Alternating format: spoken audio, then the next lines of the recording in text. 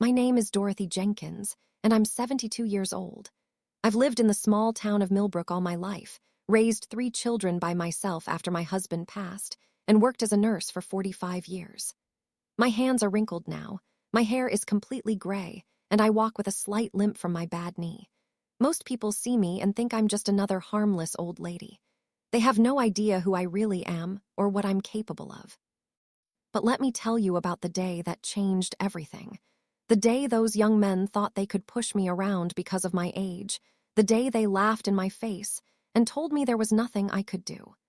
The day they learned they had made the biggest mistake of their lives. I was standing in my small grocery store on Main Street, my life's work for the past 20 years, when 3 men in expensive suits walked through the door. The tall one in front, Mr. Richard Blackwood, looked at me with cold eyes and a cruel smile. Behind him stood 2 younger men, both wearing dark sunglasses even though we were indoors. "Mrs. Jenkins," Mr. Blackwood said, his voice smooth like honey but filled with poison. "I'm here to collect." My heart was pounding in my chest, but I kept my voice steady. "I already told you on the phone. I'm not selling my store." He laughed, a horrible sound that made my skin crawl. "You don't understand, old woman. This isn't a request anymore. You have 24 hours to sign these papers and leave, or we'll make you leave." That's when one of the men behind him stepped forward and swept his arm across my counter. Everything crashed to the floor, my cash register, my pictures of my grandchildren, the little bell I'd had since the store opened. The sound of breaking glass filled the air. I felt tears sting my eyes, but I refused to let them fall. "You can't do this," I whispered. "Who's going to stop us?"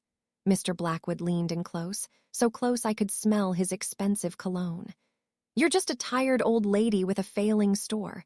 You have no money, no power, and no one who cares enough to help you. Face it, Dorothy. You've already lost." The 3 men turned to leave, but Mr. Blackwood stopped at the door and looked back at me. 24 hours. Don't make this harder than it needs to be."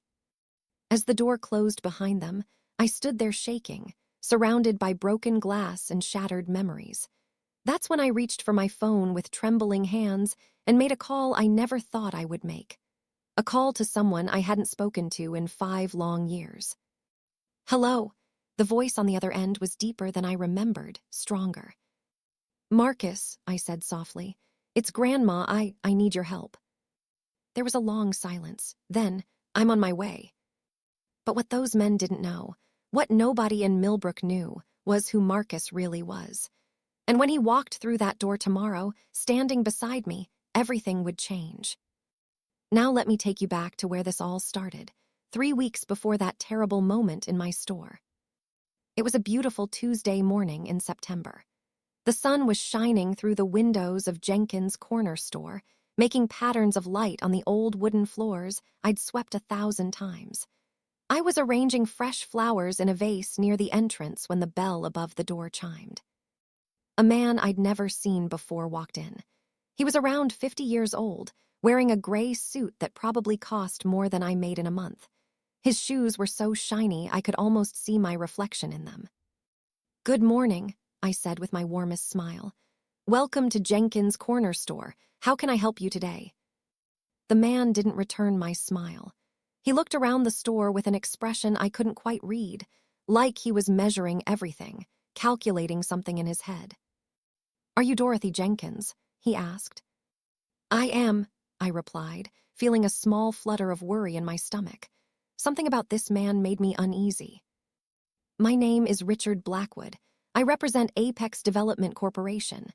He pulled out a business card and placed it on the counter. "We're buying up properties on Main Street for a new shopping complex. High-end stores, restaurants, a parking garage. It's going to transform this entire downtown area." I picked up the card and looked at it. The letters were printed in gold, and the paper was thick and expensive. That's interesting, Mr. Blackwood, but I'm not sure why you're telling me this." "Because we want to buy your store, Mrs. Jenkins." He pulled out a folder from his briefcase. "We're prepared to make you a very generous offer." My heart sank. This little store was everything to me. After my husband died 30 years ago, I'd used our savings to open it. I'd raised my children while running this store. I'd served this community, knew every regular customer by name, knew their children and their grandchildren. This wasn't just a building, it was my whole life. "I'm sorry, Mr. Blackwood, but my store isn't for sale," I said firmly. His expression didn't change. "Mrs. Jenkins, I don't think you understand. We've already purchased 8 of the 10 properties on this block. Your store and the barber shop next door are the only holdouts. This development is happening whether you want it to or not." "Then it will happen without my store," I replied, my voice stronger now. "I've been here for 20 years. My customers depend on me. I'm not leaving." Mr. Blackwood's eyes went cold. He slowly put the folder back in his briefcase and picked up his card from the counter. "I see. Well, Mrs. Jenkins, I should tell you that most people who refuse our initial offer end up regretting it. The second offer is always much less generous." "Is that a threat?" I asked, feeling anger rising in my chest. "It's a fact." He walked toward the door, then paused. "You have 1 week to reconsider. After that, things might become complicated for you." He left without another word, and I stood there feeling like a dark cloud had just passed over my sunny day. The next few days were quiet. Too quiet. I kept expecting Mr. Blackwood to return, but he didn't. My regular customers came and went, Mrs. Patterson buying her weekly groceries, old Mr. Chen getting his newspaper and lottery tickets, young Sarah Martinez bringing her children in for candy after school. Everything seemed normal, but I couldn't shake the feeling that something bad was coming. On Friday afternoon, exactly 1 week after Mr. Blackwood's first visit, I was helping Mrs. Patterson load her bags into her car when I noticed something strange. There were 2 men standing across the street, just watching my store. They were young, maybe in their 20s, wearing expensive clothes and dark sunglasses. "Do you know those men?" I asked Mrs. Patterson. She squinted across the street and shook her head. "Never seen them before. They've been standing there for about an hour just staring. It's strange." That night, I stayed late to do inventory. Around 8 o'clock, I heard loud music coming from outside. When I looked through the window, I saw a group of teenagers gathered in front of my store, playing music from a portable speaker and skateboarding on the sidewalk. This was odd because the teenagers in Millbrook usually hung out at the park or the pizza place on the other side of town. They'd never gathered in front of my store before. I went outside to ask them politely to move along. It was getting late, and the noise was disturbing the residents in the apartments above the stores. But when I approached them, one of the boys looked at me and laughed. "What are you going to do about it, Grandma?" he said with a nasty grin. The other teenagers laughed too. I recognized a few of them from the neighborhood, but they wouldn't meet my eyes. "Please," I said, "I'm just asking you to respect the neighborhood. Some people are trying to sleep." "Maybe you should call the police," another boy said, and they all laughed again. I went back inside and did call the police. Officer Martinez, who had been patrolling Millbrook for 15 years, arrived 20 minutes later. But by the time he got there, the teenagers were gone. "Mrs. Jenkins, I'll make sure to drive by more often tonight," he promised. "But if they come back, call me right away." I thanked him and locked up for the night. As I drove home in my old Honda, I saw those same 2 men from earlier still standing across from my store, watching. The weekend was worse. On Saturday morning, I arrived at the store to find graffiti sprayed across my front window. Ugly words and symbols I didn't even understand covered the glass that I kept so clean and clear. I felt tears burning in my eyes as I stood there with my cleaning supplies, scrubbing away the paint. Mr. Chen from the barber shop next door came out to help me. He was 80 years old, bent with age, but his hands were still steady. "They came to me too," he told me quietly as we scrubbed. "That man in the suit, Mr. Blackwood, he offered me money for my barber shop. When I said no, he told me I would regret it." Mr. Chen paused and looked at me with worried eyes. "Dorothy, I've been cutting hair in this shop for 50 years. I don't know what to do." "We stand our ground," I said, trying to sound braver than I felt. "This is our home. They can't just force us out." But that night, someone threw a brick through my store window. The alarm went off, and by the time I got there from my house, the police were already there. The brick had landed right where I usually stood behind the counter. If I had been there, it might have hit me. Officer Martinez looked grim as he took my statement. "Mrs. Jenkins, I have to be honest with you. This is starting to look like harassment. Do you have any idea who might be doing this?"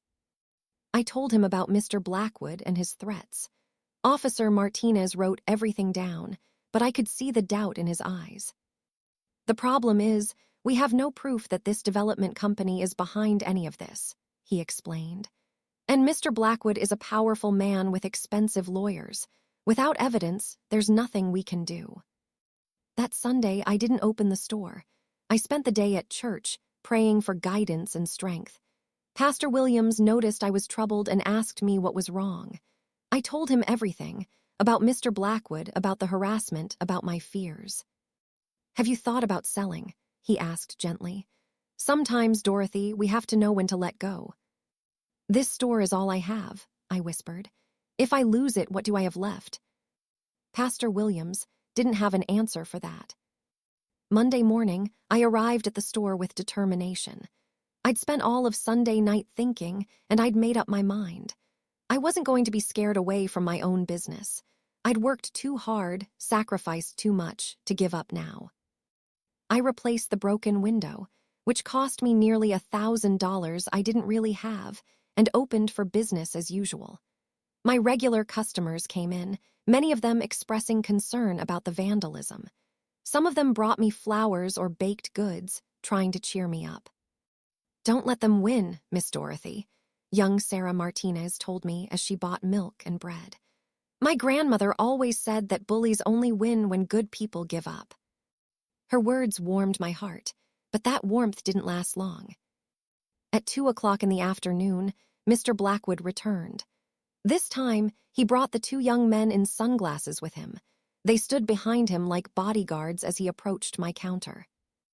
"Mrs. Jenkins," he said with that cold smile, "I'm disappointed. I thought you would have reconsidered by now." "There's nothing to reconsider," I replied, my voice shaking slightly. "My store isn't for sale." "I see. Well, I suppose you haven't had enough incentive to change your mind yet." He looked around the store slowly. "It would be a shame if something worse happened. A fire, perhaps. Or maybe the health department would need to do an inspection and find violations. Or perhaps your insurance rates would suddenly become too expensive to afford."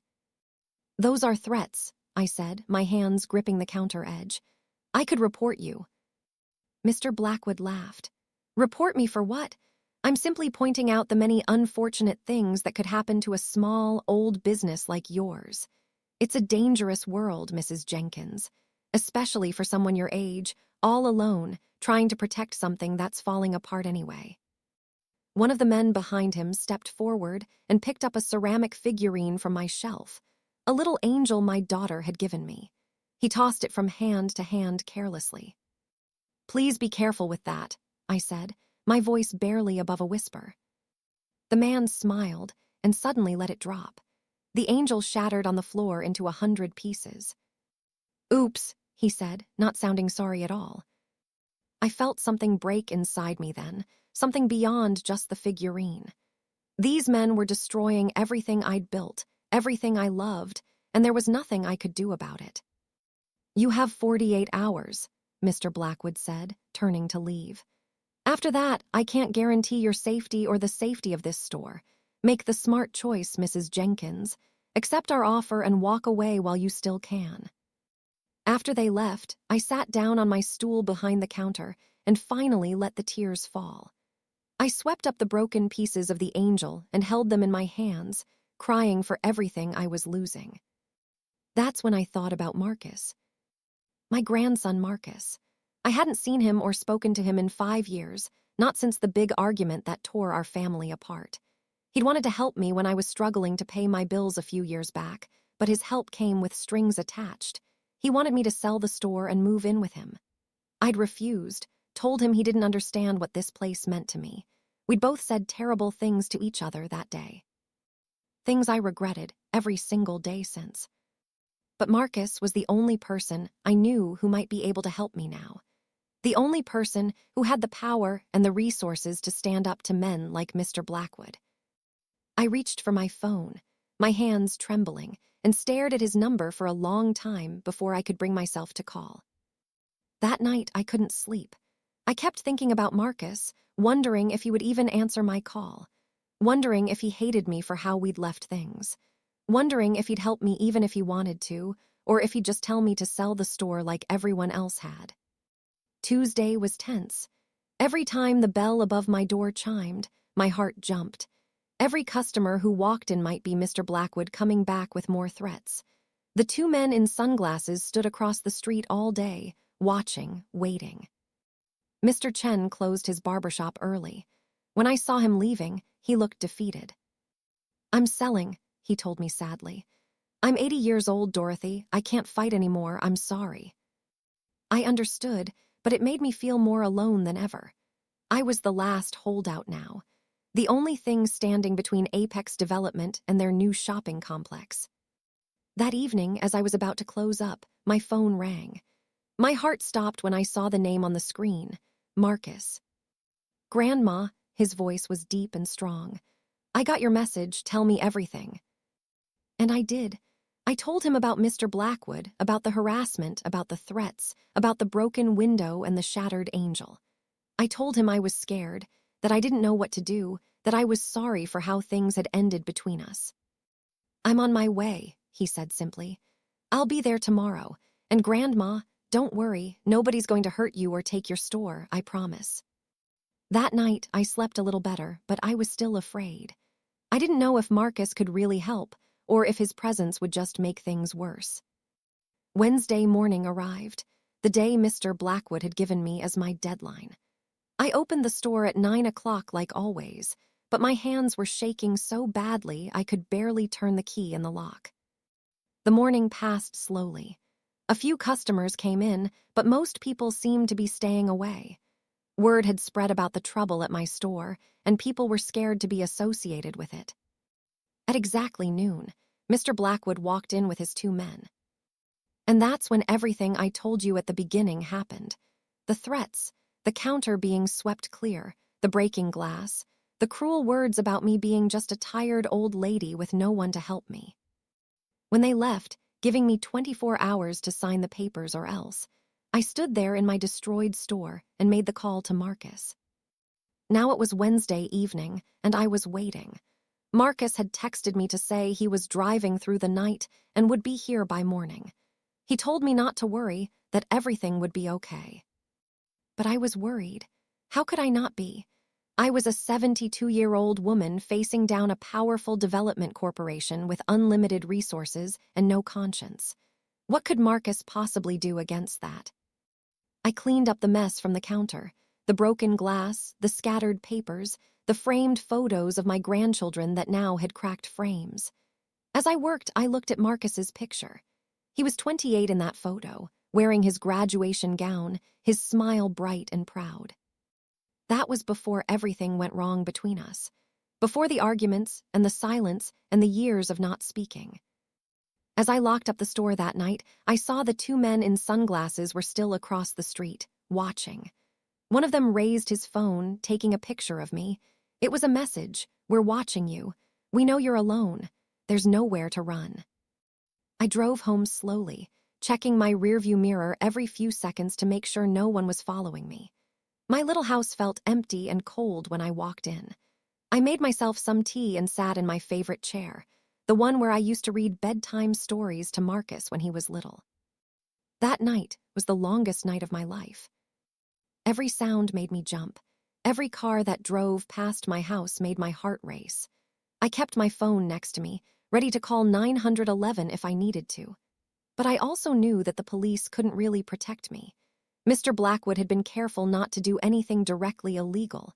Everything that had happened could be written off as coincidence or the actions of random vandals. Around 3 in the morning, I finally dozed off in my chair. I woke up at dawn to a text message from Marcus. "I'm 30 minutes away." My heart filled with a mixture of hope and fear. I got dressed quickly, putting on my best church dress. I wanted to look strong and dignified, not like the frightened old woman I felt like inside. I drove to the store early, wanting to be there when Marcus arrived. The sun was just coming up when I pulled into my parking spot behind the store. Main Street was quiet and empty, the way it always was in the early morning. I unlocked the back door and went inside, turning on the lights and starting the coffee maker. At exactly 8 o'clock, I heard the rumble of an engine outside. I looked through the front window and saw a car I didn't recognize, a sleek black vehicle that looked expensive and powerful. It parked right in front of my store. The driver's door opened, and Marcus stepped out. I gasped. This wasn't the Marcus I remembered from 5 years ago. This wasn't the angry young man who had stormed out of my house, swearing never to come back. This Marcus was taller somehow, broader in the shoulders. He wore a perfectly tailored dark suit that made him look like he belonged in a boardroom or a courtroom. His hair was cut short and neat, and even from inside the store, I could see the confidence in the way he carried himself. But it was his eyes that had changed the most. They were harder now, more serious. These were eyes that had seen things, done things, accomplished things. Marcus walked toward my store, and I rushed to unlock the door. When I pulled it open, we stood there for a moment just looking at each other. "Hi, Grandma," he said softly. "Marcus," I whispered, and then I was hugging him, tears streaming down my face. I'm so sorry for everything." "We'll talk about that later," he said, hugging me back gently. "Right now, we have more important things to deal with." He pulled back and looked around the store, taking in every detail. His jaw tightened when he saw the new window, the repaired counter, the missing figurine shelf. "Tell me again exactly what they said to you," Marcus said, his voice low and controlled. I repeated everything, every threat, every cruel word. As I talked, Marcus's expression grew darker and darker. "And they'll be back today?" he asked. "That's what Mr. Blackwood said, 24 hours from yesterday afternoon, which means—" I looked at the clock on the wall. "Which means they could be here any minute." "Good," Marcus said, and there was something in his voice that sent shivers down my spine. Not fear, something else.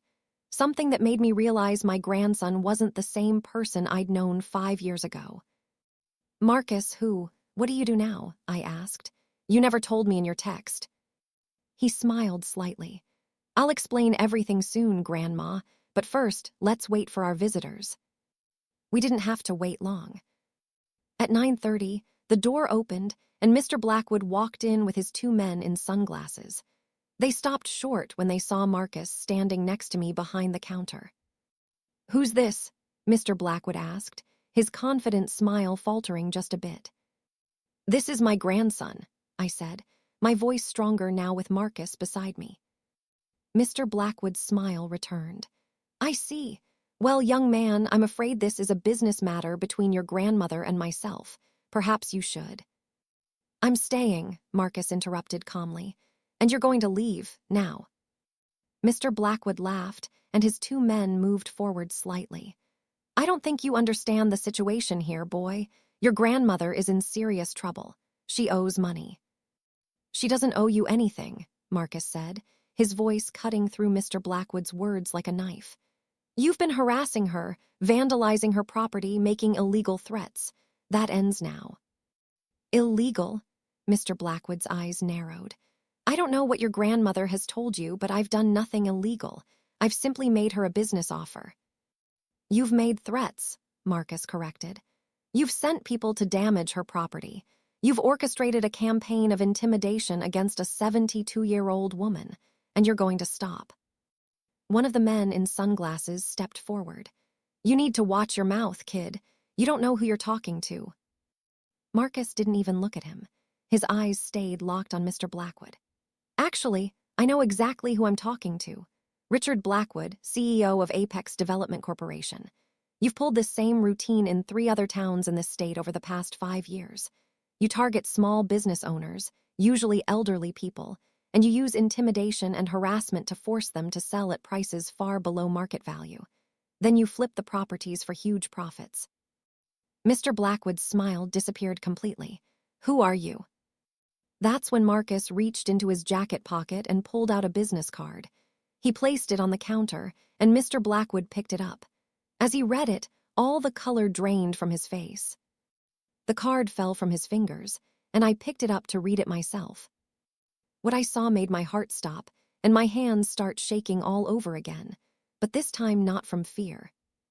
I looked up at my grandson with wide eyes, unable to believe what I was reading. Marcus was a federal prosecutor. When had this happened? The last I knew, he was working at some law firm in the city, but I never imagined. Mr. Blackwood's face had gone from confident and cruel to pale and worried in just seconds. He stared at Marcus with new understanding and fear. "That's right," Marcus said quietly, his voice calm but carrying an unmistakable edge of authority. "I'm a federal prosecutor specializing in organized crime, corruption, and racketeering.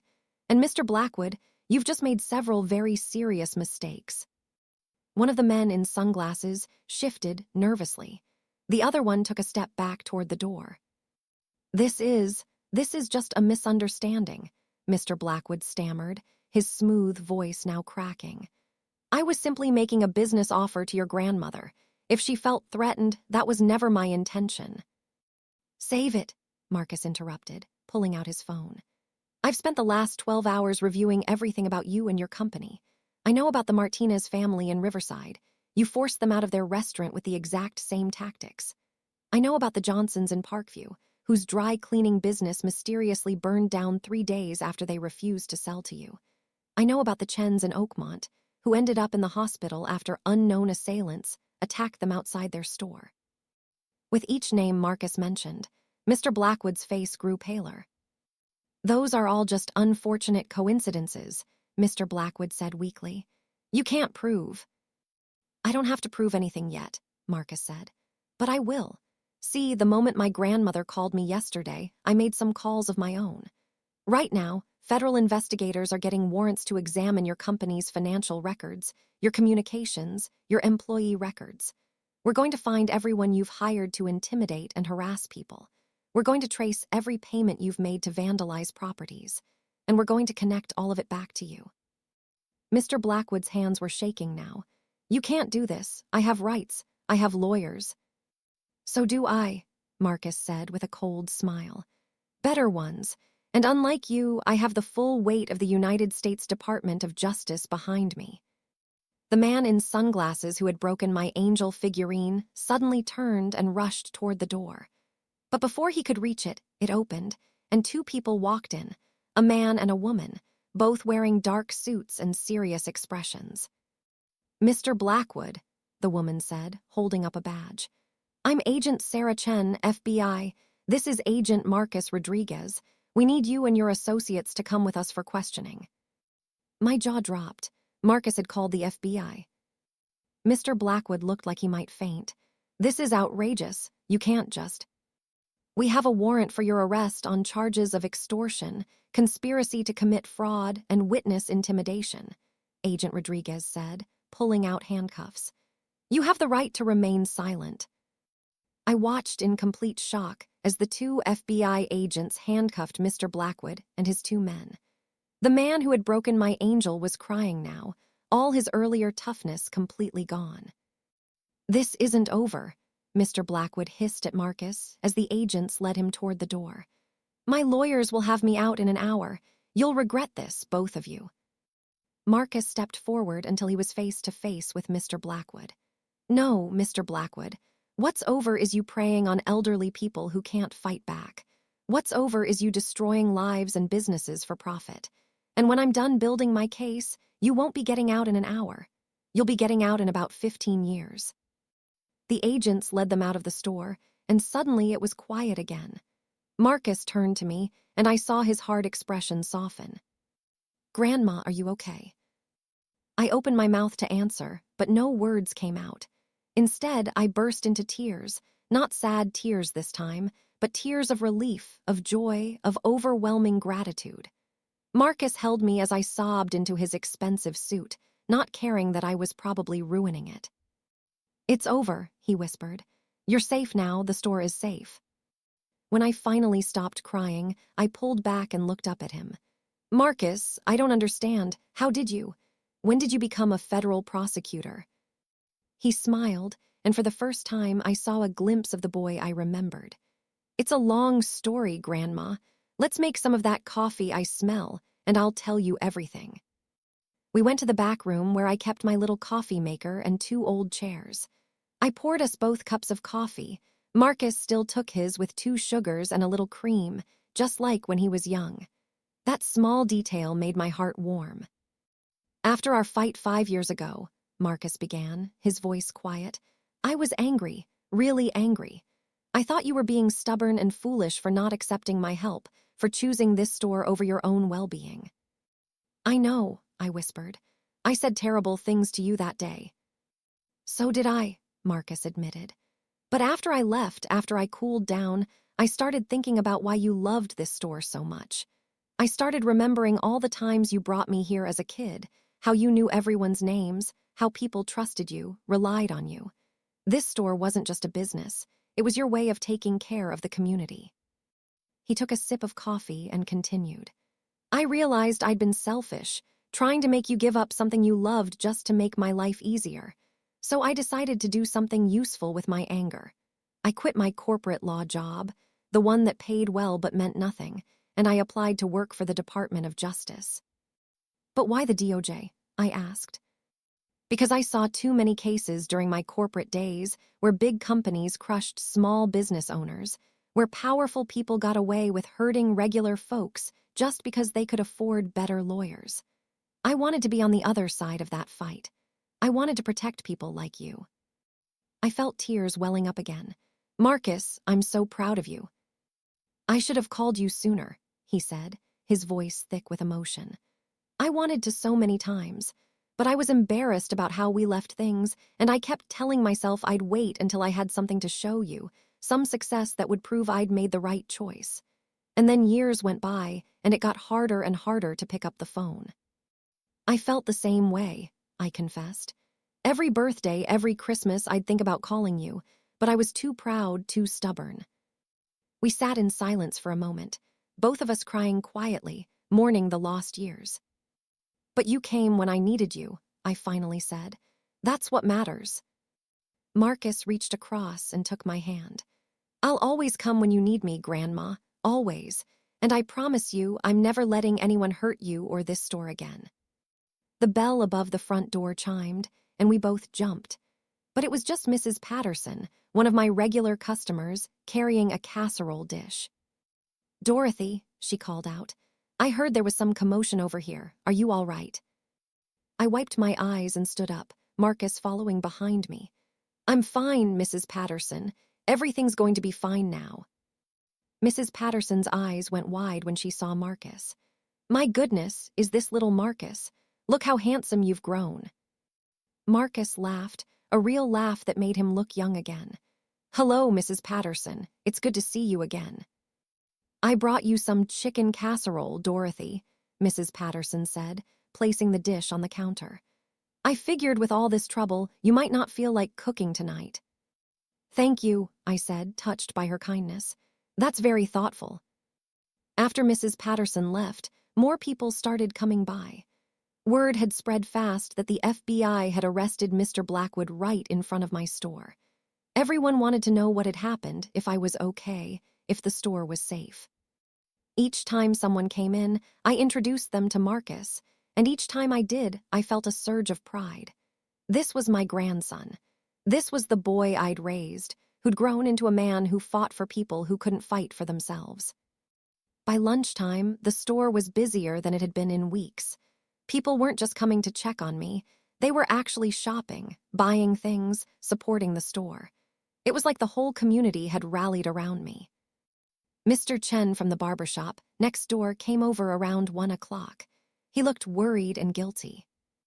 Dorothy, he said quietly, I heard what happened. I'm ashamed of myself for giving up so quickly. If I had known you had help coming. Don't apologize, I told him firmly. You did what you thought was right for you. There's no shame in that. But I abandoned you, Mr. Chen insisted. I let them win. Marcus stepped forward. Mr. Chen, is it? I'm Marcus, Dorothy's grandson. Can I ask you something? Have you already signed papers to sell your barber shop? Mr. Chen shook his head. No, I was supposed to sign tomorrow morning. Then don't, Marcus said simply. With Mr. Blackwood arrested, Apex Development's whole operation is going to collapse. They won't be able to complete the shopping complex project. You can keep your barber shop. Mr. Chen's eyes filled with tears. Really? You mean it? I mean it, Marcus assured him. And if anyone else from that company tries to pressure you, you call me immediately. He handed Mr. Chen a business card. After Mr. Chen left, looking 10 years younger with relief, Marcus turned to me. Grandma, do you have a list of all the other business owners on this block that Apex Development approached? I think so, I said. Why? Because I want to make sure they all know they don't have to sell. Mr. Blackwood used fear and intimidation to get people to give up their property. Now that he's gone, they need to know they're safe.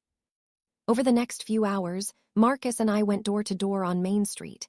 We talked to every business owner, assured them that Mr. Blackwood was in custody, that they didn't have to be afraid anymore. Some of them cried. Others hugged Marcus like he was their own grandson. One old man, Mr. Pietro, who owned the pizza restaurant, actually kissed Marcus on both cheeks. You are a hero, Mr. Pietro declared in his thick Italian accent.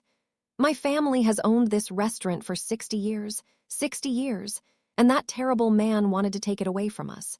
But you stopped him. You are a hero. By the time we got back to my store, it was late afternoon. I was exhausted but happier than I'd been in years. Marcus was still with me. The store was safe. The community was safe. We were sitting in the back room again, eating slices of pizza that Mr. Pietro had insisted on giving us for free, when Marcus's phone rang. Jenkins, he answered, his voice immediately professional. He listened for a moment, his expression growing serious. I see. Yes, that's what I expected. Thank you for calling. He hung up and looked at me.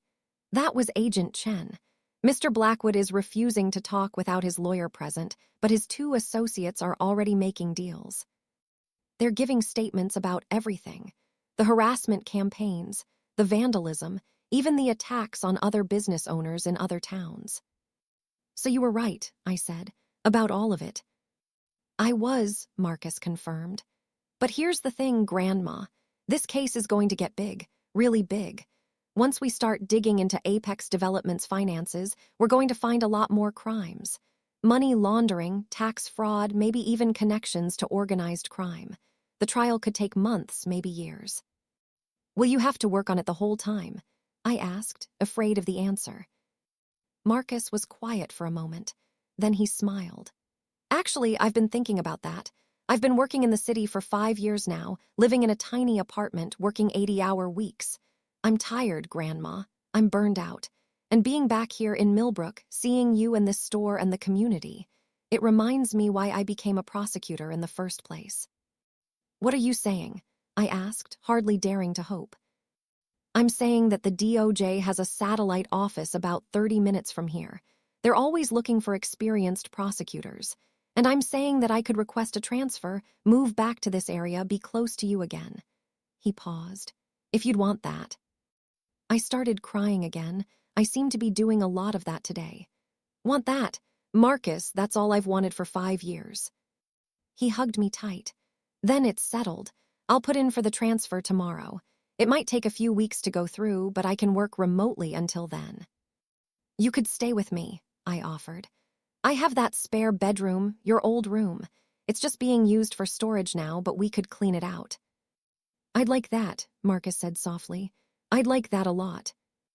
We sat there in comfortable silence for a while, just being together, making up for lost time. But then Marcus's phone rang again. This time, when he answered, his expression changed from calm to alarmed. What, when? He stood up abruptly. Is she all right? Okay, I'm on my way, don't let anyone near her. He hung up and looked at me, his face pale. Grandma, we need to close the store and get you home. Now. What's wrong? I asked, fear creeping back into my voice. That was Agent Rodriguez. They just got word that Mr. Blackwood made a phone call from custody. He called someone before they could stop him. They don't know who yet, but Marcus hesitated. They intercepted another call to someone else, someone giving instructions to finish the job in Millbrook tonight. My blood ran cold. What does that mean? It means Mr. Blackwood might have one more card to play. It means we're not as safe as I thought. Marcus was already moving, grabbing his keys, pulling me toward the back door. Come on, I'm taking you to a safe place. But the store. The store doesn't matter if you're hurt, Marcus said urgently. Please, Grandma, trust me. I let him lead me out to his car. As we drove away from Main Street, I looked back at my store, my heart sinking. Just when I thought everything was going to be okay, there was a new threat. Who had Mr. Blackwood called? What did finish the job mean? Marcus drove fast, checking his mirrors constantly. Instead of taking me to my house, he drove to a hotel on the edge of town, a nice one that I'd never been to before. We're staying here tonight, he explained as we walked into the lobby. The FBI is setting up protection, but it will take a few hours. Until then, I'm not letting you out of my sight. He got us a room on the 3rd floor with 2 beds. It was clean and comfortable, but I couldn't relax. I kept packing back and forth, worrying about the store, about what might happen next. Try to rest, Grandma, Marcus said gently. You've had a long day. How can I rest when someone might be coming after us? They won't get to you, Marcus said firmly. I promise.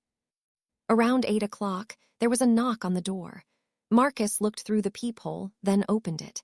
Agent Chen stood there with another man I didn't recognize. This is Agent William Foster, she introduced him. He'll be stationed outside your room tonight. Tomorrow, we'll have a full protection detail in place. Have you identified who Blackwood called? Marcus asked. Agent Chen's expression was grim. Yes, and it's worse than we thought. The person he called is named Vincent Vinny Caruso. He's a known enforcer for the Morty crime family. I gasped. The Morty family? Even in small-town Millbrook, we'd heard of them. They were one of the biggest organized crime families in the state. So Apex Development was connected to the Mortys all along? Marcus asked. It looks that way, Agent Chen confirmed. We think Blackwood was laundering money for them through his real estate deals. And now that he's been arrested, the Mortys are worried about what he might tell us.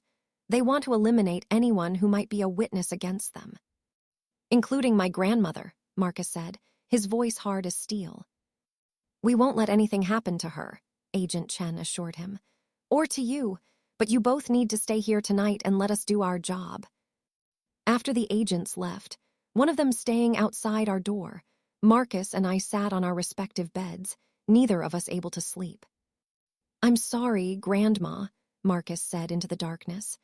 I thought arresting Blackwood would solve everything. I didn't realize how deep this went.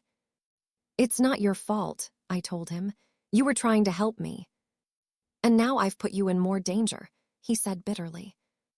Marcus, look at me. I waited until he turned on the lamp and met my eyes. You came when I called. You stood up to those men. You got the FBI involved. You saved my store and my life. Whatever happens next, I'm grateful, and I'm proud of you. He smiled sadly. I just want you to be safe. I am safe, I said, because you're here with me. We finally fell asleep around midnight, exhausted from the emotional day. But my sleep was restless, filled with dreams of men in sunglasses and broken angels and shadows closing in. I woke up around 3 a.m. to the sound of voices outside our door. Marcus was already awake, standing by the door with his ear pressed against it. What's happening? I whispered. I don't know, he whispered back. Stay quiet. We heard Agent Foster's voice.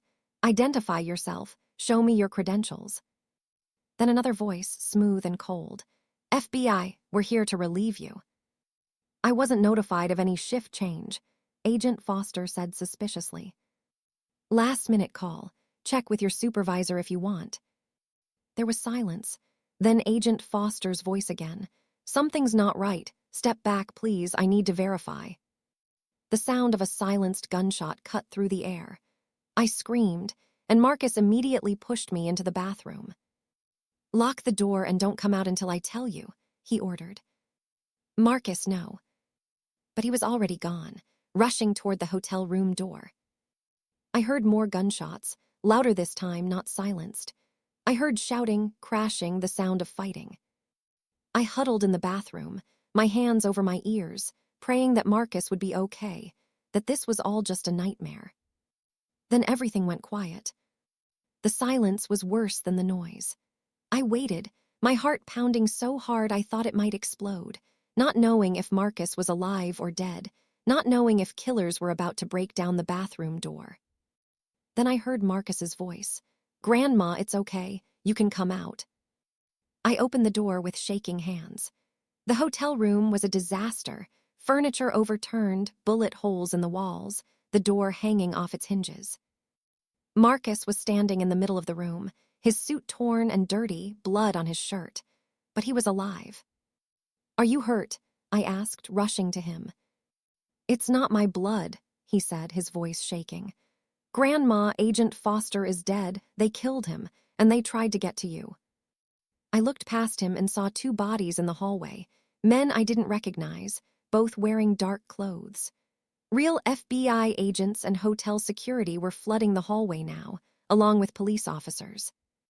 Agent Chen appeared in the doorway, her gun drawn, her face pale. "Marcus, Dorothy, are you both all right?" "We're fine," Marcus said, "but they got Foster, and if I hadn't heard them in the hallway, if I hadn't questioned them." He didn't finish the sentence, but he didn't need to. If Marcus hadn't been alert, if he hadn't acted fast, we'd both be dead right now. "We need to move you," Agent Chen said urgently. "This location is compromised. We have a safe house ready. Gather anything important, but we need to leave now." As we rushed out of the hotel room, I caught a glimpse of Agent Foster's body in the hallway. He'd died protecting me, a stranger he'd never met before yesterday. The guilt and horror of that hit me like a physical blow.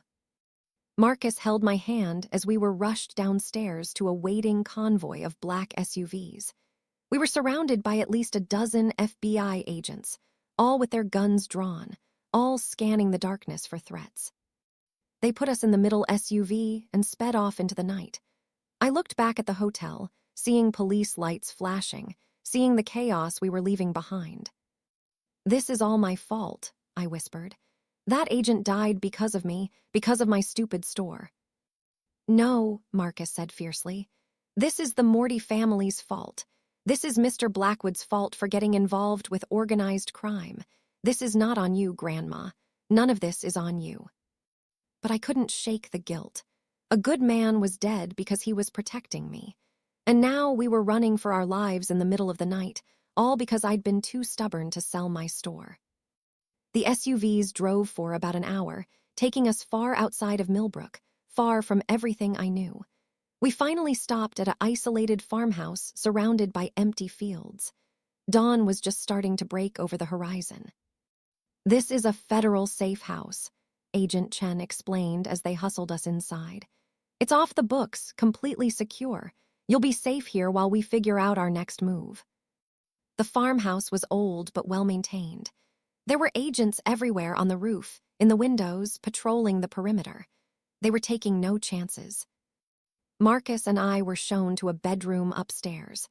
It had two small beds and a window that looked out over the fields. In any other circumstance, it would have been peaceful, beautiful even. But all I could think about was Agent Foster, lying dead in that hotel hallway. All I could think about was the danger Marcus was in because of me. All I could think about was my store, sitting empty on Main Street, maybe being destroyed right now by the Mortys while I wasn't there to protect it.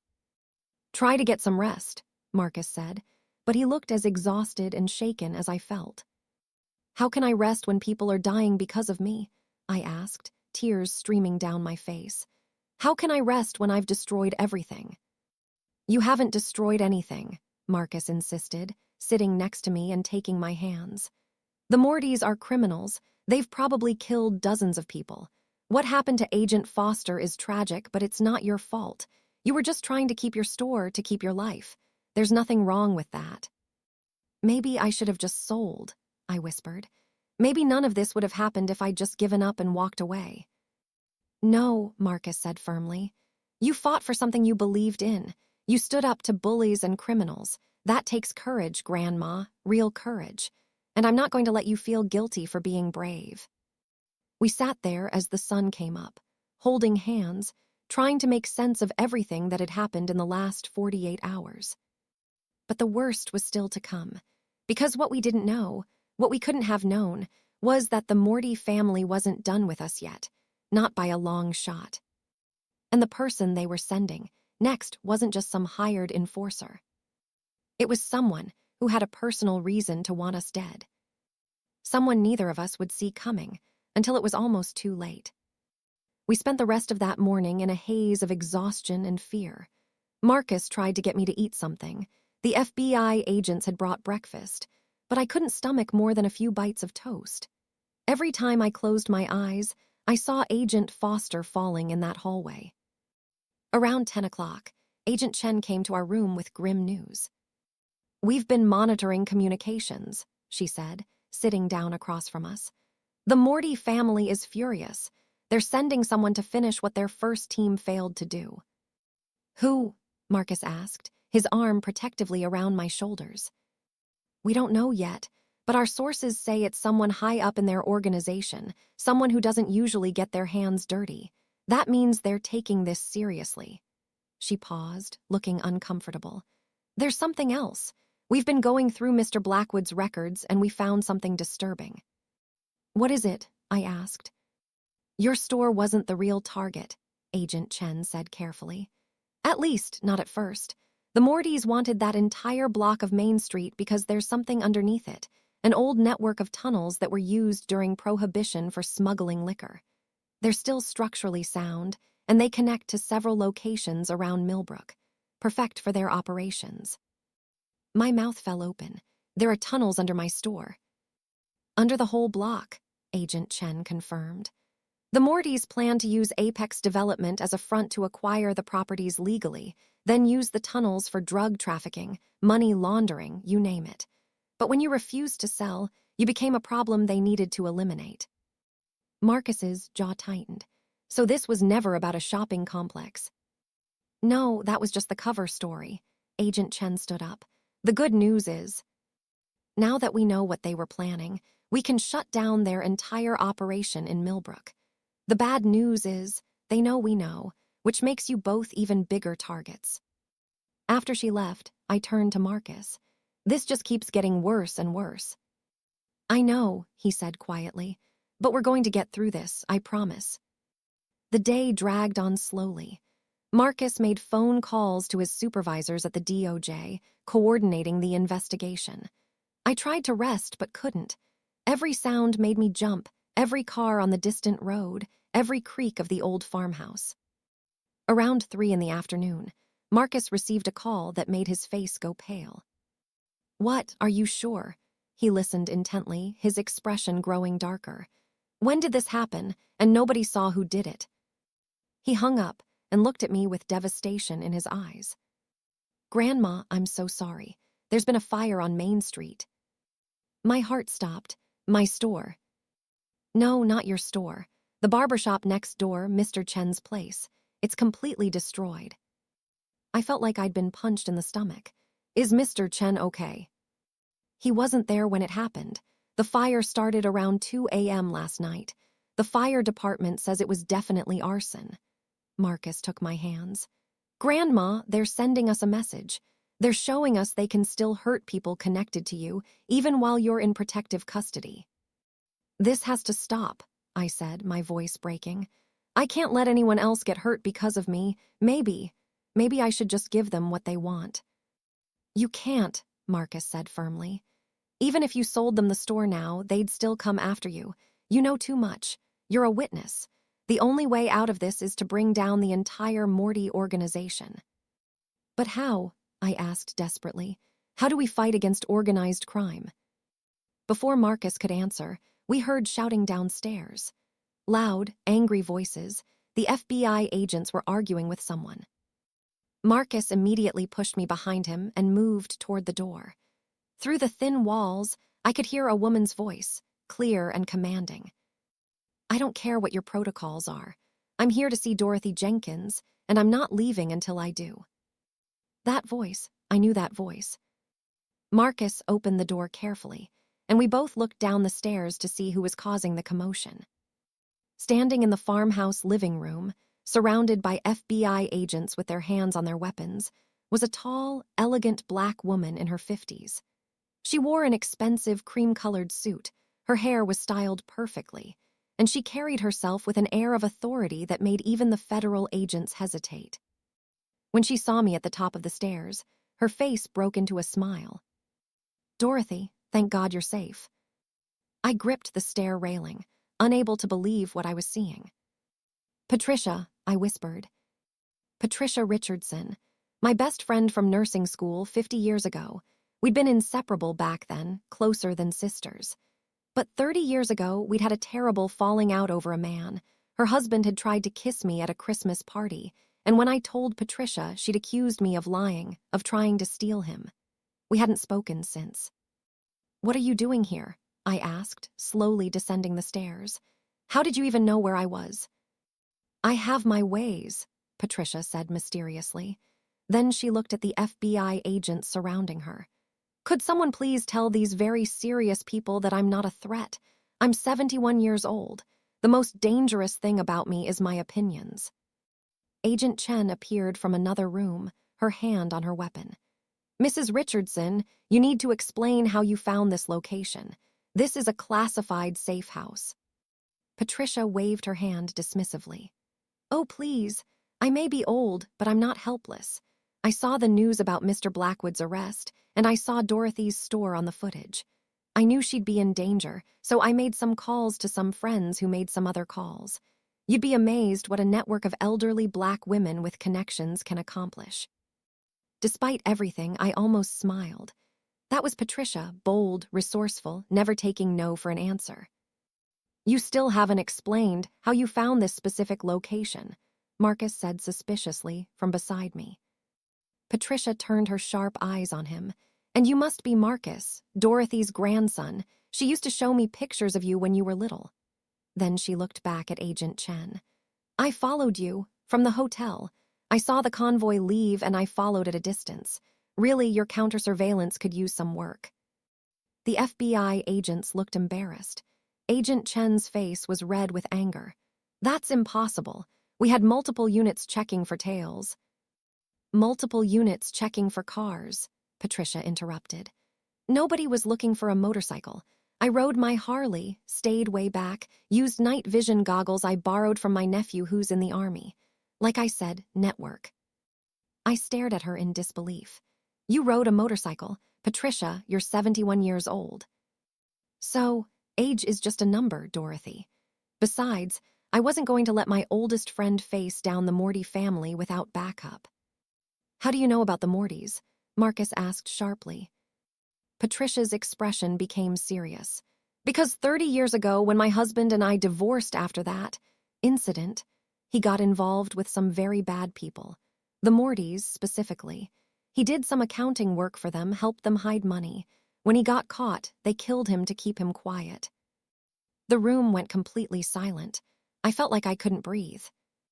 "Patricia, I never knew. I'm so sorry." "It's not your fault," Patricia said softly, walking over to me. "And I'm sorry, too. Sorry for not believing you all those years ago. You were telling the truth about him, and I was too proud and too blind to see it. I've regretted losing your friendship every single day since." We stood there for a moment, 30 years of hurt and misunderstanding between us. Then Patricia opened her arms, and I walked into them, and we both cried. "I've missed you so much," I whispered. "I've missed you too, old friend," she said. Agent Chen cleared her throat. "This is very touching, but Mrs. Richardson, you've compromised a federal safe house. We're going to have to move everyone to a new location." "Before you do that," Patricia said, pulling back from our embrace, "there's something you need to know, something about the Mortys' plans." Everyone in the room suddenly focused on her. "What do you know?" Marcus asked. Patricia reached into her purse, causing every agent to tense, and pulled out a folder. After my husband was killed, I spent years quietly gathering information about the Mortys. Evidence, names, dates, bank accounts. I couldn't go to the police because I didn't know who was on their payroll, who I could trust. So I just collected and waited, hoping someday I'd get a chance to use it. She handed the folder to Agent Chen, who opened it and started reading.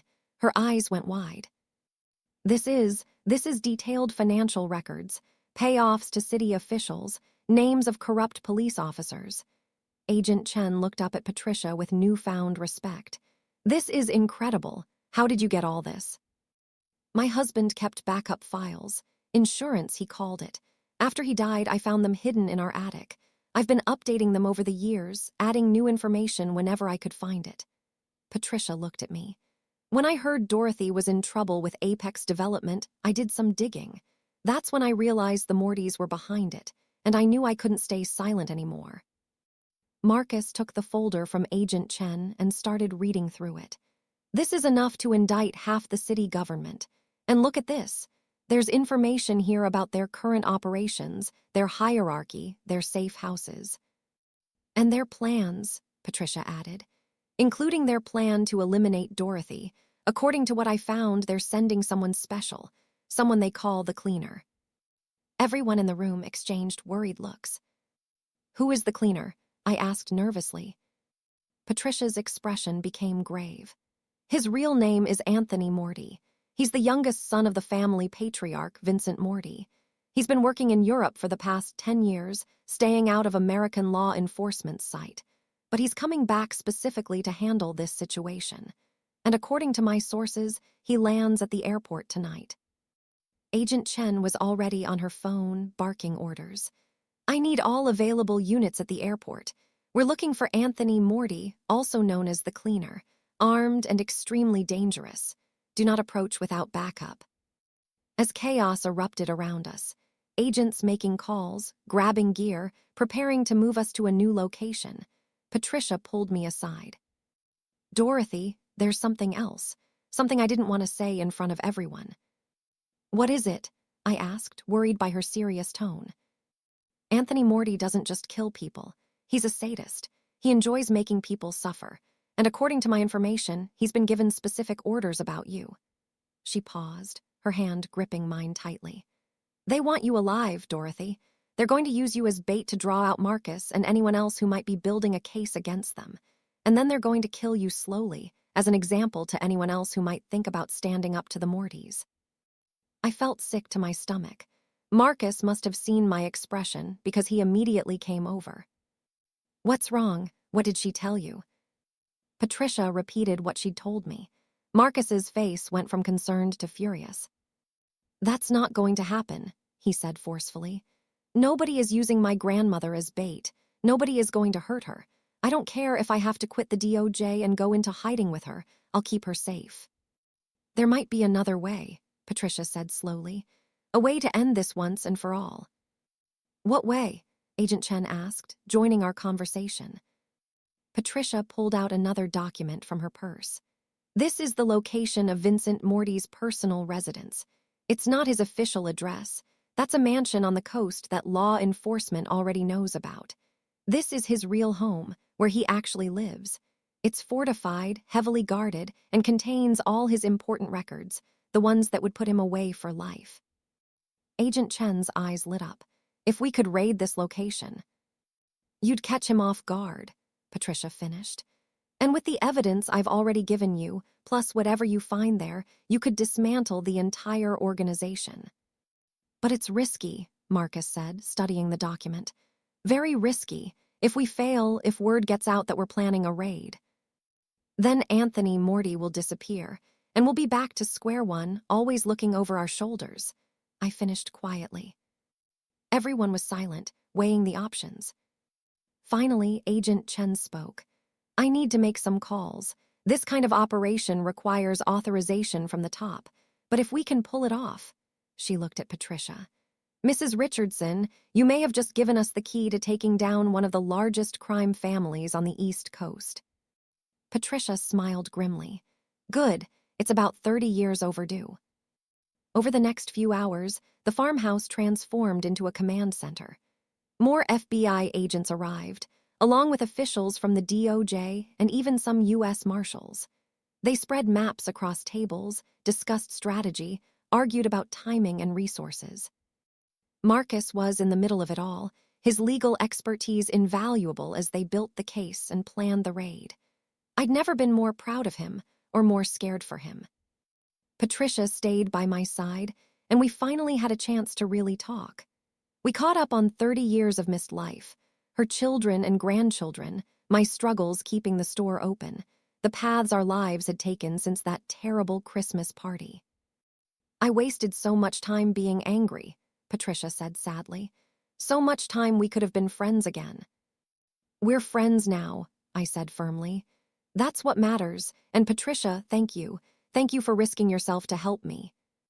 Dorothy, you're the sister I never had. I'd do anything for you. As evening approached, Agent Chen gathered everyone together. We've got approval for the raid, she announced. It happens tonight at 0200 hours. We'll have 50 agents plus tactical support. This is big, people. This is our chance to take down the Mortys once and for all. What about Anthony Morty? Marcus asked. He lands tonight if he hears about the raid. We're tracking him. He landed an hour ago, and we have units following him.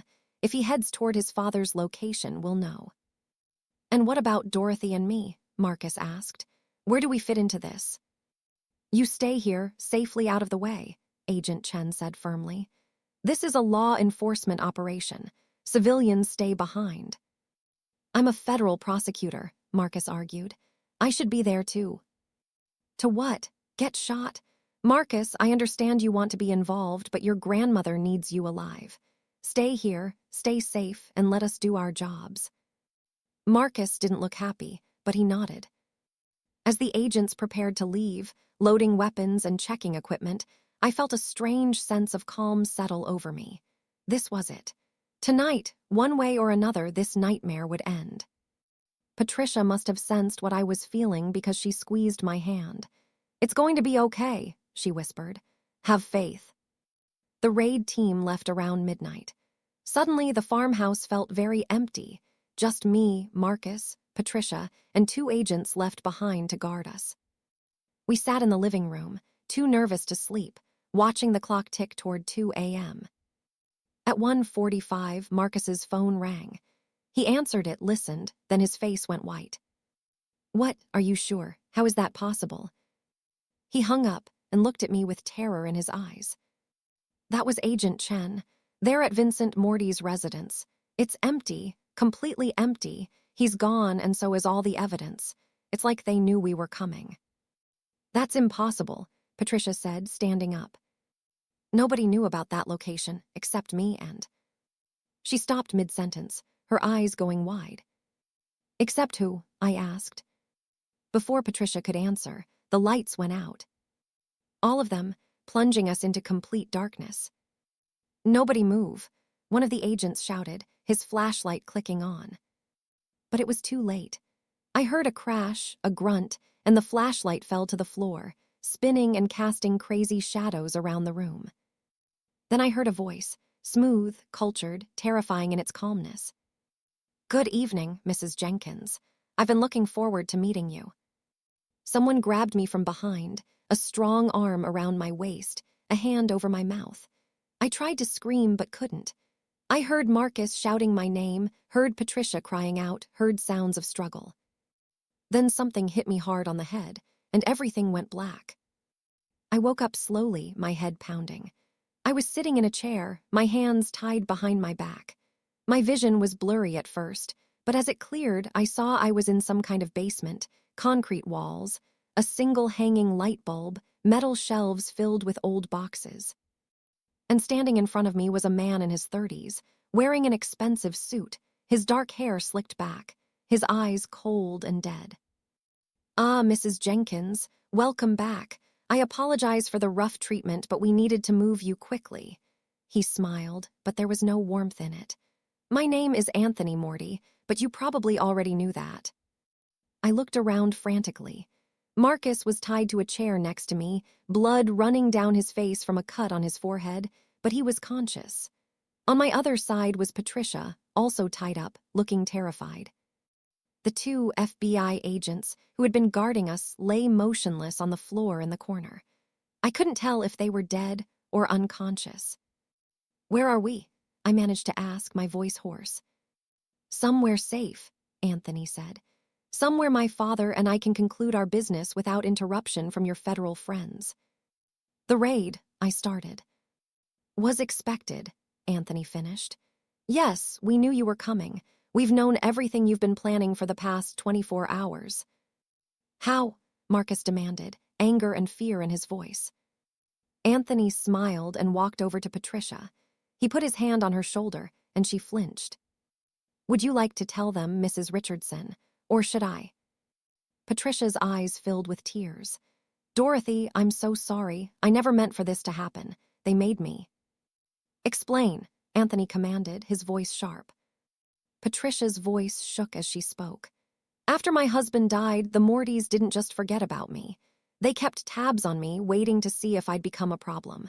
When I started collecting evidence against them, they found out. They've been blackmailing me for years. My grandson, the one in the army, they threatened to kill him if I didn't cooperate." I felt like my heart was breaking. "Patricia, no." "I didn't want to betray you," Patricia sobbed. "I really didn't.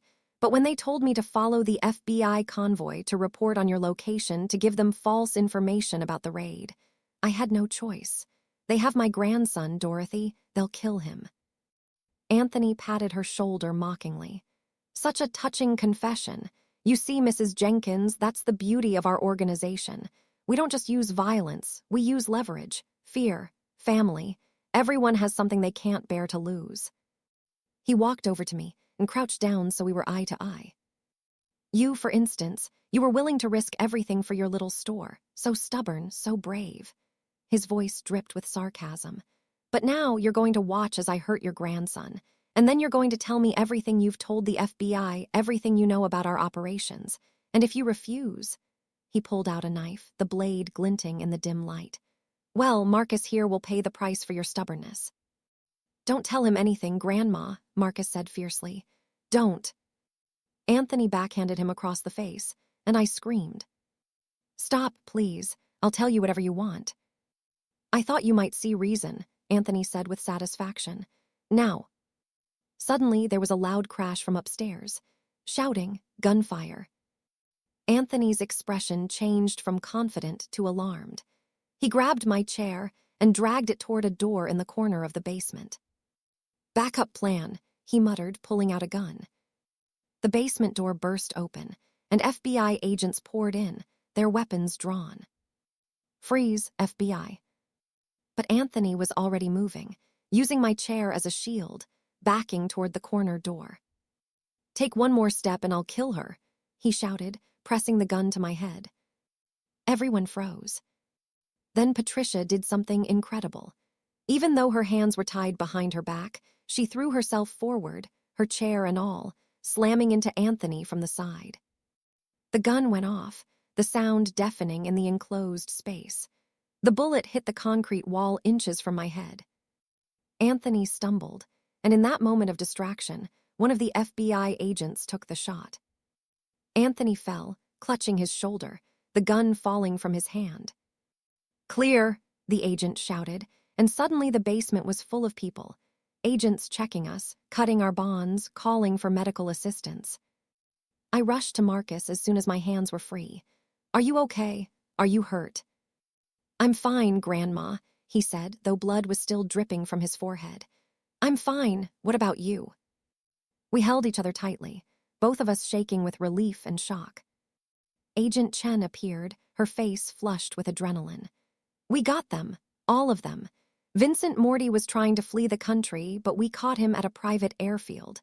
With the evidence from Mrs. Richardson's files and what we found at his real estate holdings, we have enough to put him away for life. It's over." "How did you find us?" Marcus asked. "Mrs. Richardson," Agent Chen said, gesturing to Patricia, who was being checked by a medic. "She pressed a panic button she'd hidden in her sleeve. The moment Anthony grabbed Mrs. Jenkins, she activated it. Led us right to you." I looked at Patricia with new understanding. She hadn't betrayed us, Not really. She'd been forced to cooperate, but she'd also been working against the Mortys the whole time, waiting for her chance to help. I walked over to her, and we looked at each other for a long moment. "I'm sorry I doubted you," I said. "I'm sorry I put you in danger," Patricia replied, "even if I didn't have a choice." "You saved my life," I said firmly. "You threw yourself at a man with a gun. That took incredible courage." Patricia managed a weak smile. "What are friends for?" As the paramedics insisted on checking us all for injuries, and as FBI agents documented everything, I felt something I hadn't felt in weeks: hope. But there was still one question nagging at me. "Agent Chen," I called out, "what about Patricia's grandson?" "The Mortys said they had him." Agent Chen smiled. "Already taken care of. We raided the location where they were holding him an hour ago. He's safe, unharmed, and on his way to reunite with his grandmother right now." Patricia burst into tears of relief, and I held her while she cried. We were taken to a hospital to be checked out properly. Marcus needed stitches for his head wound, and I had a mild concussion from being hit, but otherwise we were okay. Patricia was bruised but not seriously hurt. As we sat in the emergency room waiting area at 3 a.m, exhausted and battered but alive, Marcus suddenly started laughing. "What's so funny?" I asked. "I was just thinking," he said, shaking his head in disbelief. 2 days ago, the biggest problem in your life was refusing to sell your store. Now you've taken down an organized crime family, survived multiple assassination attempts, and reunited with your best friend, all at 72 years old." I started laughing too, even though it hurt. When you put it that way, it does sound ridiculous. Patricia joined in our laughter. "Dorothy Jenkins, you're the toughest woman I've ever known, always have been." "I had help," I said, squeezing both their hands. "I had both of you." We sat there together, 3 tired people who'd been through hell and somehow come out the other side.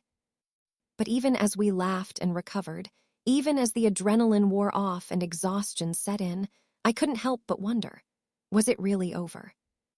Or was there still one more surprise waiting for us?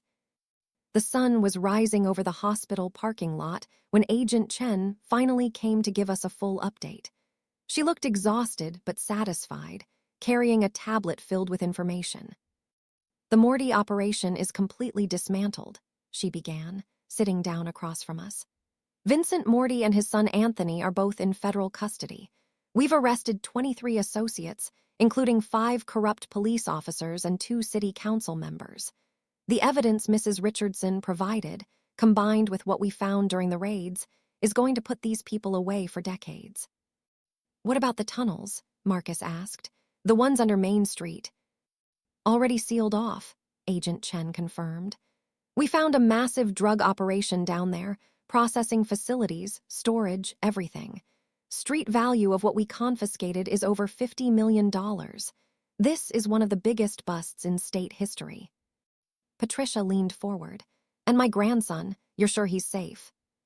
"Absolutely. He's been debriefed and cleared. The men holding him have been arrested. He should be here any minute, actually." As if on cue, a young man in his 20s rushed into the waiting room. He was tall and handsome, wearing an army uniform, and when he saw Patricia, his face crumpled with emotion. "Grandma," he cried, running to her.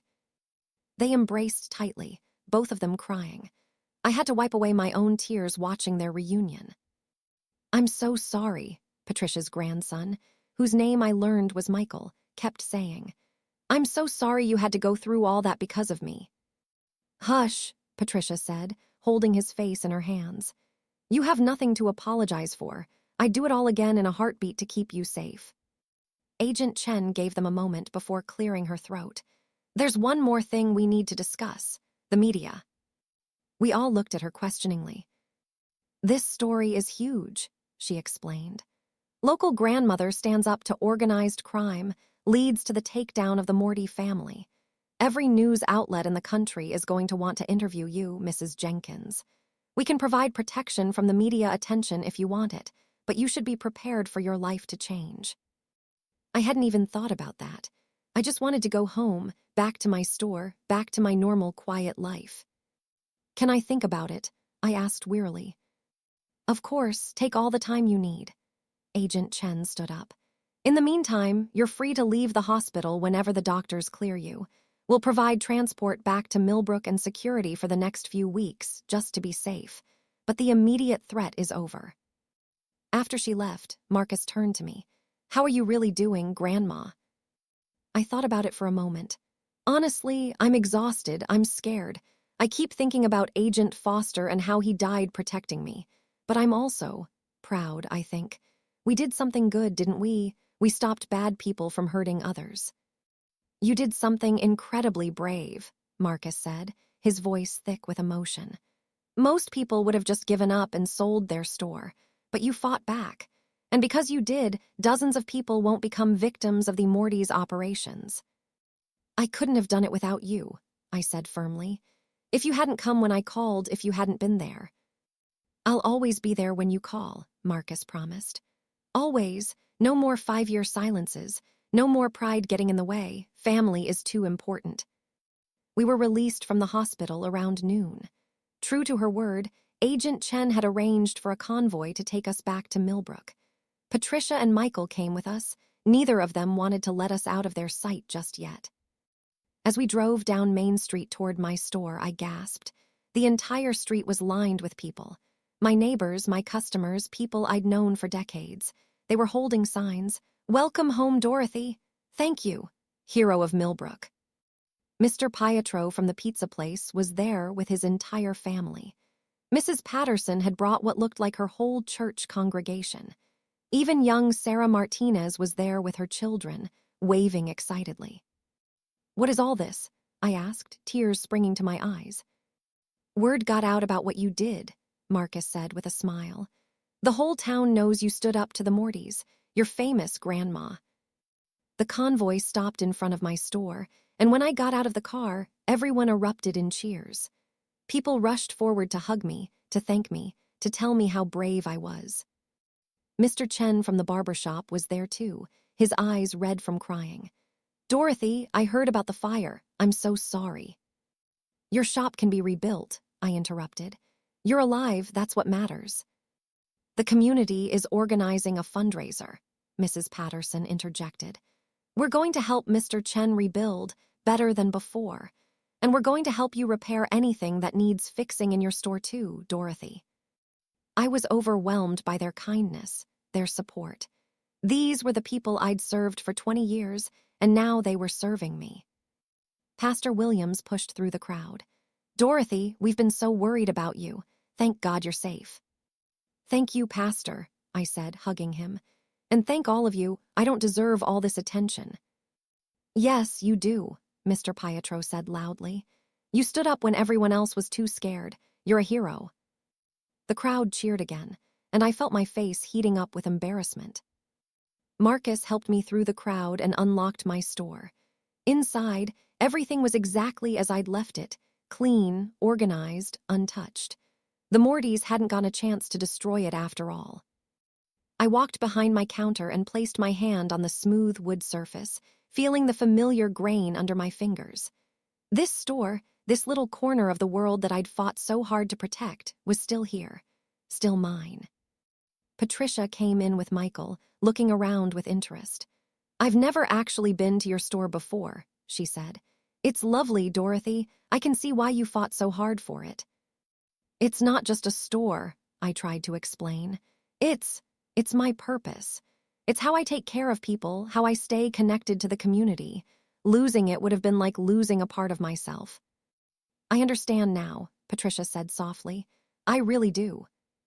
Over the next few hours, people kept coming by, some to shop, but mostly just to see me, to make sure I was really okay. Each person had heard a different version of what had happened, and they all wanted to hear the truth from me.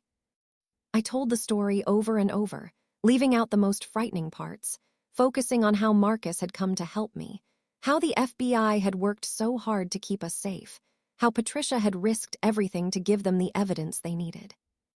By evening, I was exhausted but happy. Marcus ordered pizza from Mr. Pietro, who refused to let us pay, and we sat in the back room eating and talking. "I've been thinking about something," Marcus said between bites. "About what you said in the hospital about Agent Foster." "What about him?" I asked quietly. "He died doing his job, protecting someone who needed protection. That's honorable. That's meaningful." Marcus paused. "I know you feel guilty, but he would have been proud to know that his sacrifice led to taking down the Mortys. His death wasn't in vain, Grandma. It meant something." I nodded, tears sliding down my cheeks. "I just wish I could thank him, tell his family how sorry I am." "Agent Chen gave me his wife's contact information," Marcus said gently. "When you're ready, you can reach out to her, but there's no rush. Give yourself time to heal first." That night, Marcus stayed with me at my house. Patricia and Michael checked into a hotel in town. They weren't ready to go home yet either. We'd all been through too much to just separate and return to normal life. I lay in my bed, staring at the ceiling, thinking about everything that had happened. Just a week ago, my biggest worry had been whether Mrs. Patterson would pay her grocery bill on time. Now I'd survived organized crime, betrayal, assassination attempts, and had become some kind of local hero. It didn't feel real. But the soreness in my body, the fatting bruises, the memories of fear, those were very real. I must have eventually dozed off because I woke up to sunlight streaming through my window and the smell of coffee. Marcus was in the kitchen making breakfast. "Morning, Grandma," he said with a smile when I shuffled in. "How'd you sleep?" "Better than I expected," I admitted. "What time is it?" 9 o'clock, I let you sleep in." He poured me a cup of coffee, exactly how I liked it. "Agent Chen called. She wants to know if you're up for visitors today." "What kind of visitors?" "The press. They're camped out at the police station, waiting for a statement. But she said you don't have to talk to them if you don't want to." I thought about it while sipping my coffee. Part of me wanted to hide away, to avoid the spotlight. But another part of me thought about all the other elderly people out there who might be facing similar situations, being bullied by corporations, being targeted by criminals, feeling helpless and alone. "I'll talk to them," I decided. "But only once. I'll give one statement, answer their questions, and then I want to be left alone." Marcus nodded approvingly. "That's fair. I'll let Agent Chen know." The press conference was held at noon in the Millbrook Police Department's community room. I wore my best church dress, the same one I'd worn when Marcus first arrived, and Patricia insisted on doing my hair and makeup. "You're going to be on national television," she said, fussing with my curls. "You should look your best."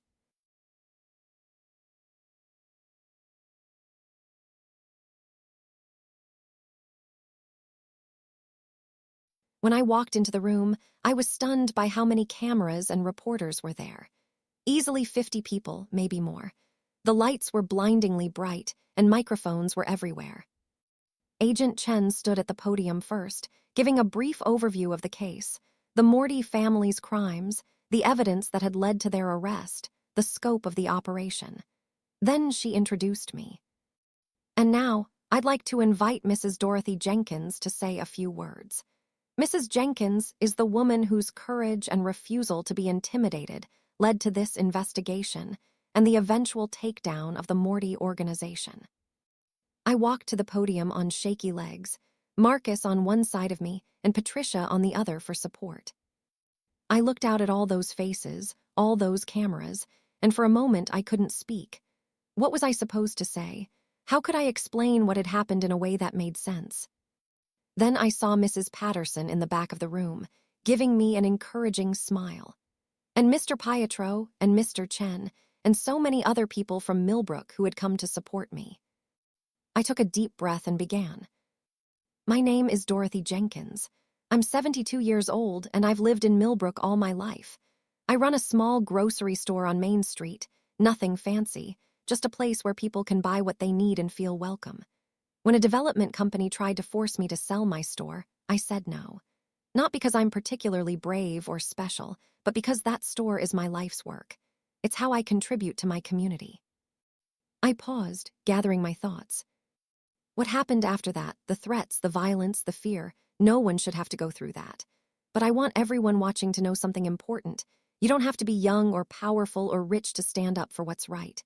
You don't have to face bullies alone. When I called my grandson for help, he came.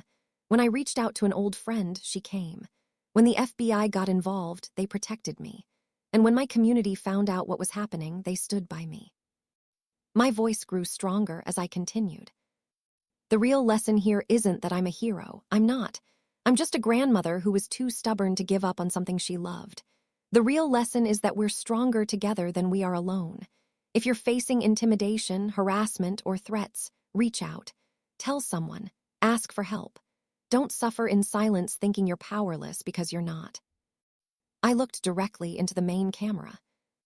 And to anyone out there who thinks elderly people are easy targets, who thinks we're too weak or too scared to fight back, you're wrong. We have wisdom. We have experience. We have communities who love us and families who will protect us. Underestimate us at your own risk. The room erupted in applause. I stepped back from the podium, feeling like my legs might give out, but Marcus and Patricia held me steady. Reporters shouted questions. Mrs. Jenkins, were you ever tempted to just sell the store? What was going through your mind when you were kidnapped? What would you say to other small business owners facing similar situations? I answered what I could, keeping my responses brief and honest. Yes, I'd been terrified. Yes, I'd sometimes wondered if selling would have been easier. But no, I didn't regret fighting back because some things are worth fighting for. After about 20 minutes, Agent Chen mercifully ended the press conference. As we left the room, reporters tried to follow us, but police officers held them back. You did great, Grandma, Marcus said, hugging me tight. I'm so proud of you. That was perfect, Patricia agreed. You were articulate, inspiring, and you looked beautiful on camera. I laughed, feeling lighter than I had in days. I just hope I said something that might help someone else. Over the next few days, life slowly started returning to normal, or at least, a new version of normal. My press conference had apparently gone viral online. I received letters and emails from people all over the country, elderly people thanking me for giving them courage, victims of intimidation telling me their stories, even some young people saying I'd inspired them. The mayor of Millbrook came to my store and officially declared it a historic landmark, which meant it could never be torn down or significantly altered without town approval.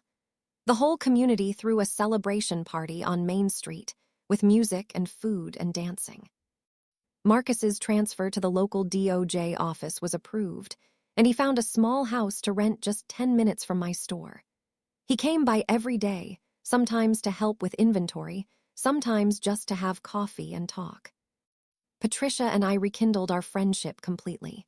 We had lunch together twice a week, made up for lost time, shared stories and memories. Her grandson, Michael, grateful for everything that had happened, actually moved to Millbrook to be closer to his grandmother. He got a job as a counselor at the local high school and became a regular at my store. Mr. Chen's barbershop was rebuilt with donations from the community. It reopened 2 months after the fire, better than ever, and he cried during the ribbon-cutting ceremony. Life was good. But there was still one piece of unfinished business that weighed on my heart. 3 months after everything happened, I finally worked up the courage to reach out to Agent Foster's widow. Her name was Jennifer, and she lived about an hour away. Marcus drove me to her house on a cold November afternoon. I clutched a bouquet of flowers in my hands, my heart pounding with nervousness and grief. Jennifer Foster opened the door. She was younger than I expected, maybe 40, with kind eyes and a sad smile. Mrs. Jenkins, she said softly, please come in. We sat in her living room, and I immediately broke down crying. I'm so sorry, I sobbed. Your husband died because of me, because he was protecting me. I'm so sorry. Jennifer handed me a tissue and waited patiently for me to compose myself. Then she spoke, her voice gentle but firm. Mrs. Jenkins, my husband knew the risks of his job. He chose to become an FBI agent because he wanted to protect people. He died doing exactly what he believed in, standing between innocent people and those who would hurt them. She took my hand. Please don't carry guilt for his choice. He would hate that. But if I had just sold my store, then the Mortys would still be operating, Jennifer interrupted. Still hurting people, still breaking the law, still destroying lives. My husband's death helped end that. It meant something. And I know that he would be proud of that. We talked for over an hour. Jennifer showed me pictures of her husband, told me stories about him. He'd been funny, dedicated, kind. A father of 2 young children who loved superhero movies and bad puns. A good man who had died too soon. Before I left, Jennifer hugged me tight. "Thank you for coming," she said. "Thank you for having the courage to fight back, even when it was hard. My husband didn't die in vain because of you. Remember that." As Marcus drove me home, I felt like a weight had been lifted from my shoulders. I would always carry the memory of Agent Foster's sacrifice, but Jennifer was right. He had died doing something meaningful, something he believed in. And I had to honor that by living fully, by appreciating the life his sacrifice had helped preserve. When we got back to Millbrook, Marcus pulled into the parking lot behind my store instead of taking me home. "Why are we here?" I asked. "Because there's something I want to show you," he said mysteriously. He led me into the store through the back door. It was after closing time, so the lights were off. But as we walked into the main room, Marcus flipped the switch and I gasped. The store was full of people. Patricia and Michael, Mr. Chen, Mr. Pietro and his family, Mrs. Patterson, Pastor Williams, Sarah Martinez and her children, Agent Chen, and dozens of other people from Millbrook. "Surprise," they all shouted. "What is this?" I asked, completely confused. Patricia stepped forward with a huge smile. "Dorothy, we've been planning this for weeks. We wanted to show you how much you mean to this community." Mr. Pietro handed me an envelope. "Open it." Inside was a check, a big check. I stared at the amount, unable to believe what I was seeing.